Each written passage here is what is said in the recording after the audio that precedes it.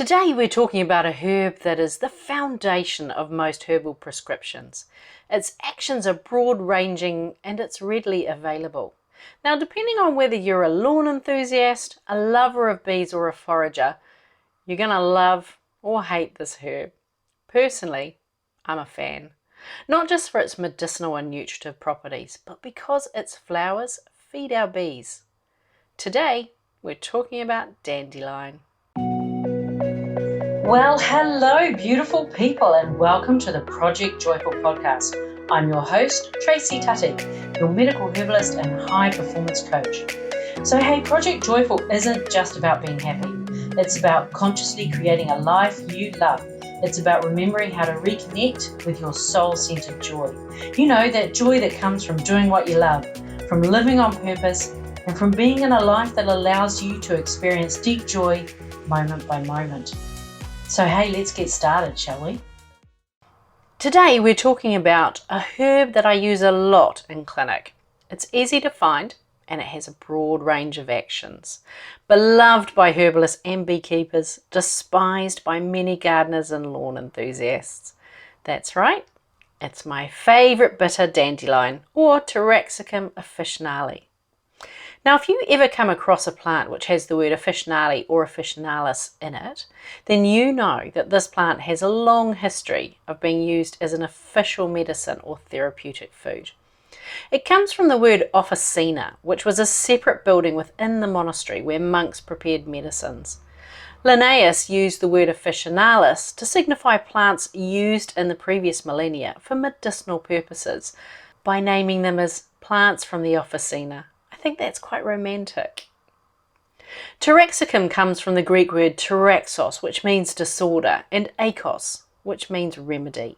The young leaves are packed with nutrients and can be included in your salads. Now, they get more bitter as they get older, so the young leaves are actually quite palatable. The 17th century botanist and herbalist Nicholas Culpeper referred to dandelion's ability to open and cleanse, its primary support being for the liver, the gallbladder and the spleen. Researchers confirmed the leaf of dandelion is a potassium-sparing diuretic, so it's a useful herb where there's high blood pressure. And because it's a diuretic, it also increases urination and it can be helpful in treating and preventing kidney diseases. And dandelion is often prescribed to support the liver and the gallbladder and the kidneys. Researchers found that the polysaccharides found in dandelion leaf can help prevent acetaminophen-induced liver injury. Acetaminophen, or APAP, is a pain reliever that's commonly brought over the counter. You'll know it as paracetamol or Tylenol. APAP is safe in small, discrete doses, but it's very easy to take too much, and it can build up in your body if you take it either all at once or over a few days. So a safe dose for a healthy adult is considered to be around 3,000 milligrams in total per day. So be very aware and check labels if you're taking cold and flu medication, especially if you're topping up with a couple of paracetamols because you're not feeling great. As well as supporting your liver, dandelion is also antiviral, antifungal and antibacterial. All the more reason to include it in your diet or herbal tea through cold and flu season. The root of dandelion is used to support the liver and gallbladder. It encourages the release of bile, so it's also a gentle laxative. And the fibre and inulin found in dandelion greens make it a useful prebiotic as well. A prebiotic encourages the growth of helpful bacteria in your gut.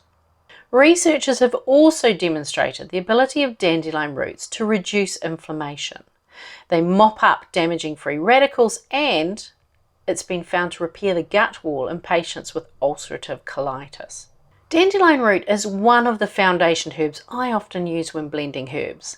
In addition to its therapeutic benefits, it grounds your herbal blend. And in the case of your herbal tea, this makes the tea feel more satisfying when you drink it.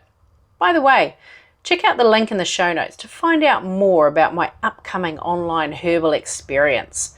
Discover the secret art of creating a tasty herbal tea. That is if herbal teas are your jam. So why is dandelion so beloved of our beekeepers? The beautiful bright yellow flower is a rich source of nectar and pollen. It's literally a bee superfood that's available all year round.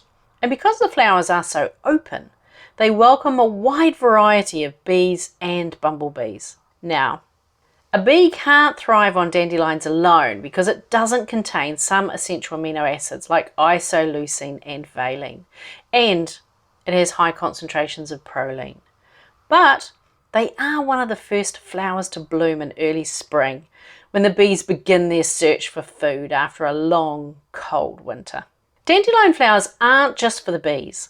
They're an edible flower rich in beta-carotene, folate, various vitamins and minerals, although you'd need to eat rather a lot of them. Add the flowers to your salad, your omelettes and your fritters. I'm told the whole plant makes a delicious, light but bitter beer. And one of the earliest references to dandelion as a refreshing beverage can be found around 1265, where St. Thomas Aquinas was said to have prayed for inspiration while out walking, and that inspiration led him to make dandelion and burdock drink. In 1871, a British drinks manufacturer sold a carbonated dandelion and burdock soft drink, and the rest is history.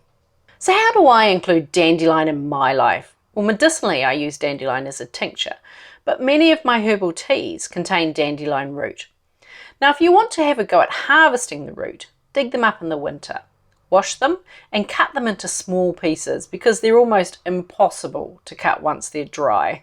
Cut them lengthwise so that they have a uniform thickness, and then cut them into herbal tea friendly slices.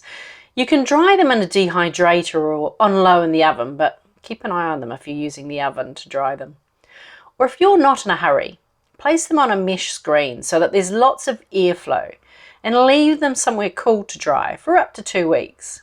I know bitter tasting herbs aren't the most fun you've ever had, but they are an important part of our diet and something we've got out of the habit of consuming. So start small with just a teaspoon of dandelion root added to your tea, or a few spring greens added to your salad. Over time, your taste buds will adapt and you'll find you'll enjoy it more and more.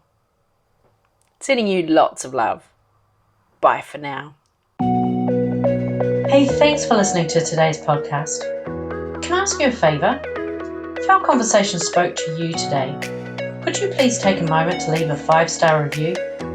Your review will help people discover this podcast, and together we can create a world where there's even more love and more laughter.